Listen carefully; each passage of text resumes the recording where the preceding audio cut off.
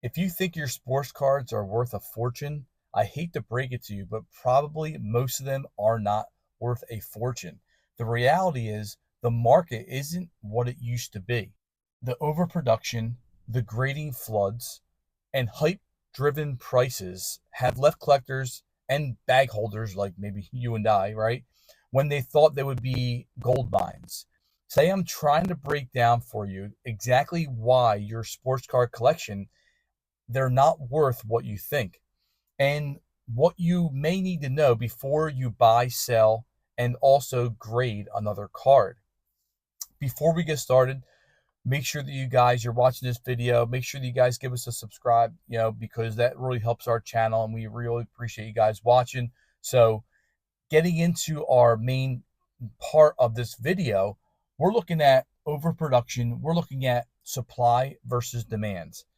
A little bit about overproduction. Overproduction is like, you have a lot of these things happening, and when you have a lot of these cards on the market, a lot of these cards then makes the price go down. You have an increased amount of supply, you know, the demand usually goes down, and then when the demand goes down, the price goes down. And this is a simple explosion, before the pandemic or around the pandemic time, 2020, 2021, you had an explosion of sports cards, and during the pandemic, everything just kind of went crazy, and the effect of this was the mass production.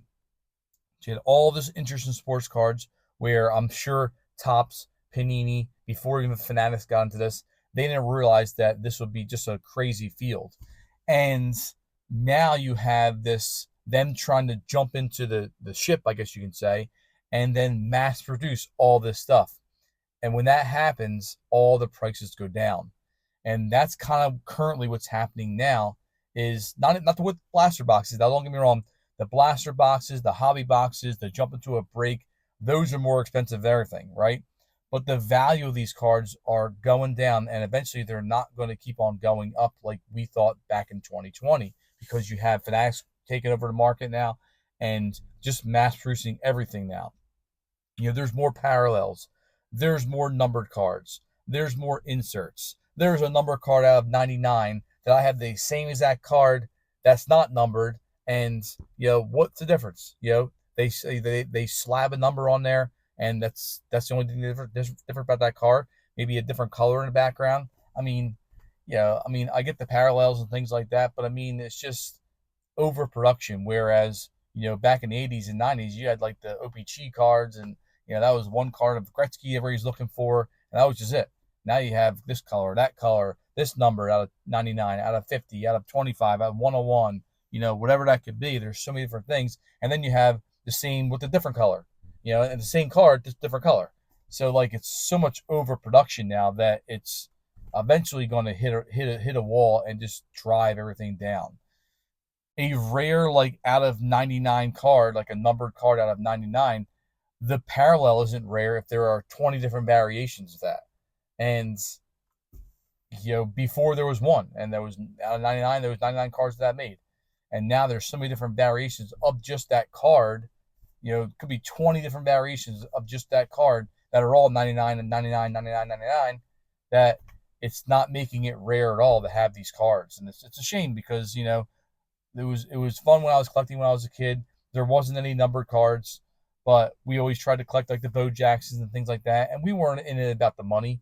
We were just in it to, collect cards and try to get Bo Jackson and Griffey and all these kind of crazy Barry Sanders and, all these Montana, Jerry Rice. We always try to look for these cards. And now it's just like, there's so many different variations of them. I mean, you're getting Joe Montana cards now. I mean, if we opened a box, the 2023, the Don Russes for baseball, and there weren't any even current cards, because obviously Don Russ lost their license. But I mean, there weren't even current cards of them happening, and we didn't even know that when we first got back into the overall market, and that was just a crazy thing. But everything we believe that a lot of people have been saying on this channel as well, that's worth less because of the supply, and it's still even tough to try to find boxes. Like I went to the store this week, and Topps Chrome Football just came out. So I went in there and I got a blaster box. So we do that pack a day challenge on Instagram and YouTube, or Instagram and TikTok. and it's like a pack a day until we get to 10,000 subs on YouTube. We're like day like 190 now, whatever it is, right? Because we haven't found the 101, and we're probably going to get 10,000 subs on YouTube before we find the 101, because there's not many 101s in blaster boxes and things like that. But anyway, so I went in there, and there was probably, I'm saying probably, but it was pretty good. My Walmart stinks, but for some reason they had like 20 blaster boxes of these Topps Chrome. So I got a box, and then my daughter got one of those holiday tin balls, from the Topps holiday baseball, because she likes opening them, looking for the Santas and the snowmen and all that stuff, right? So we got that. It was like $40, $45, and I'm like, that's a lot of money to spend on cards. But anyway, $45 to leave, right? I go back I think it was the next day. It was less than 24 hours later. I go back just to go check out things. I like going back and just like looking at the cards and checking out things, right? I don't buy too much, right? And I go back in there, and all the boxes were gone. Gone. 24 hours later, they're all gone. So that's $30 a pop right there. That's just crazy. $600 is just boom, gone like that, and just blaster boxes. So I mean, the supply, the cards you're getting are worth less now, right? Because of supply, but it's still hard to even find boxes. If I didn't go in there that day, I went back a day later, I wouldn't even know they were even there. They existed. So I mean, it's crazy how that's happening, right? Second thing was grading, and grading is not the golden ticket anymore. Meaning, like, if I had graded cards from the 90s and 80s and 70s, and I got graded cards like in the late 90s, that was a big thing. You had graded cards. That was cool. Everybody thought that was pretty neat to have that, right? Now it's like people are like grading like base cards of Ohtani from like Topps 2024. Yeah, I don't understand why that is. Maybe if you do that, like explain to me why you do that, right? But I mean, that's like, if you're doing it bulk, that's fine. But I mean, you're looking at $20 a grade on average. So I mean, are you selling that car for $20? I mean, there's so many of them. There can't be selling for that much money, right? Whereas just like a ungraded base car would sell for like 50 cents or 75 cents, whatever it is, right? But there is a lot of PSA 10 inflations, and PSA does have a lot of huge backlogs that used to be anything graded got instant value, but now there's such a huge backlog on things, and there's so many different things in the market now that it's not really sought after anymore, I believe, and that's what you guys have been saying in the comments. So I wanted to reach that for you guys so you can actually see that. Too many copies exist of the PSA 10s. That means that the value is going down. I mean, it's a good time to get in for cheap. If you're trying to be a collector and you want to get some cool slabs and things like that, now's probably a pretty good time to get in for dirt cheap. And then you just hold on to them, and then maybe eventually, the prices will increase a little bit. But I mean, if there's so many of them, I don't understand how they could increase a lot, especially PSA ones, when they're graded, because, they don't really go bad in those slabs unless you break them and things like that. But, PSA 9s and even PSA 8s and 7s and lower than that, they're now harder to move because even the 10s are hard to move, right? And now they're selling below graded costs. People that are putting this card in there, hoping to get a PSA 10, to get a PSA 8, like I did with a Ohtani a few years ago. Now you're can't even sell the thing, So I mean, and you wasted money on it. Not that I'm in the process of selling and trying to make money on this stuff, right? But I mean, I like get a graded card here and there and put it in your collection. It's pretty cool. And now's the time that if you want to go to these card shows or these card shops and things like that, you might be able to find some graded cards for dollars and stuff like that now, where they might cost a card shop $20 to do. So I mean, there's so many out there now that it's just overproduction. It's just crazy how it's happened, right?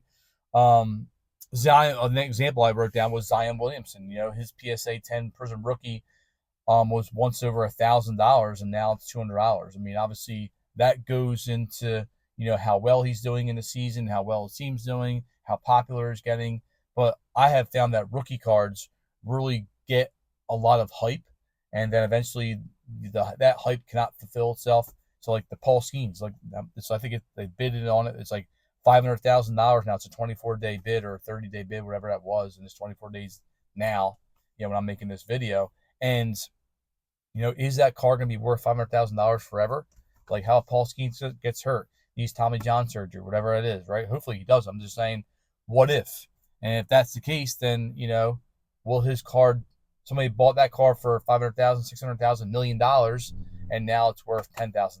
That's a big hit you're taking on these things. I mean, I mean, obviously you have risks involved in the market, but buying rookies is very, very high risk and very, very low reward because there's not much higher these things can go because they're so overhyped now.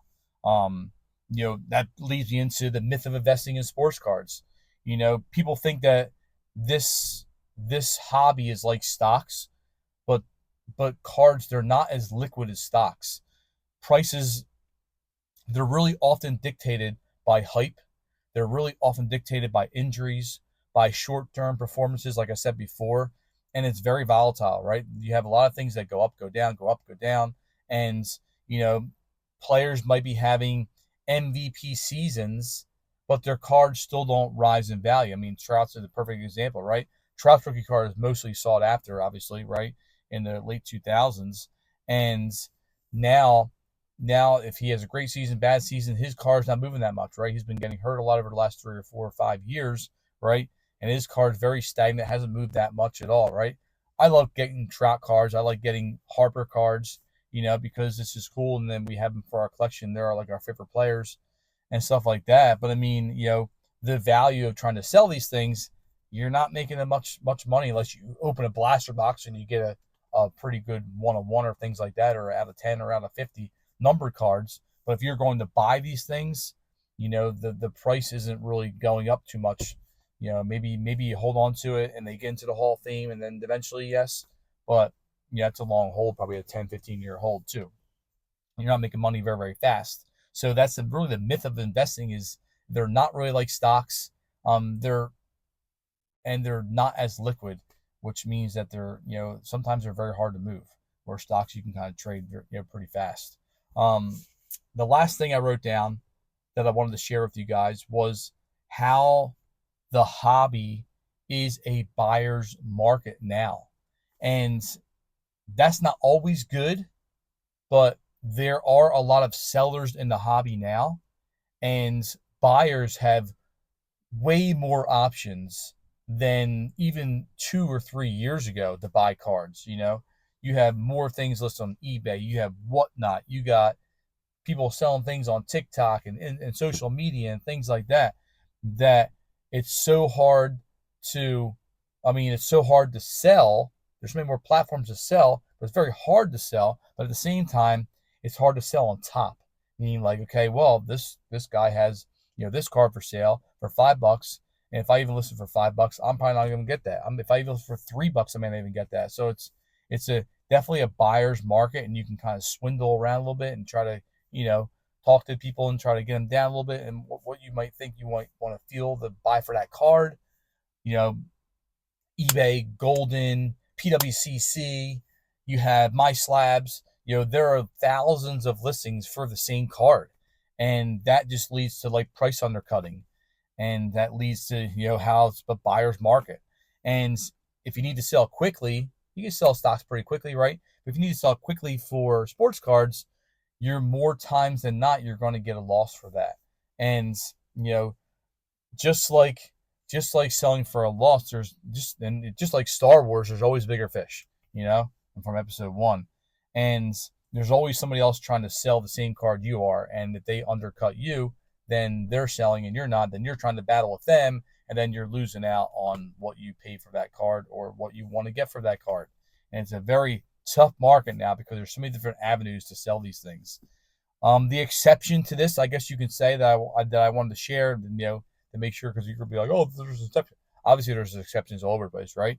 But the truly scarce, the high demand cards, they're like 5% of the market. They're the ones that they're like the main exception for that actual hobby and buyer's market. So the final takeaway here that I wanted to share was, just because a card is rare and graded, it doesn't mean the card is valuable.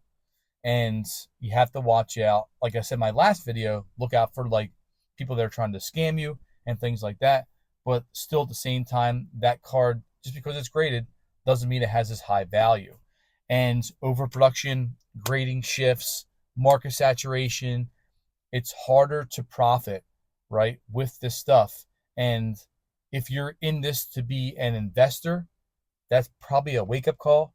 If you're in this to be I guess to have it for enjoyment, like I am, like some of you, like most of you are when you're watching this video, then it's probably the best time to buy. So it all depends on what you're looking for and what you might want to do with these cards in this hobby. But again, if you want to get to that Insider Club, make sure you guys let us know. And we appreciate you guys watching. Later.